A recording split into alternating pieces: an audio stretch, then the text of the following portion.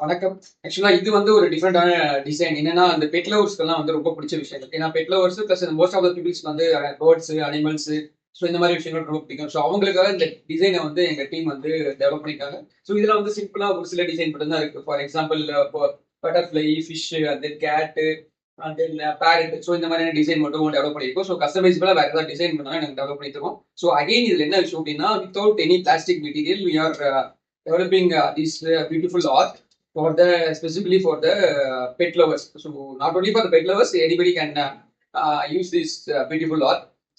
இது வந்து ஸ்கூல்லயும் வந்து we are giving awareness and then skill development.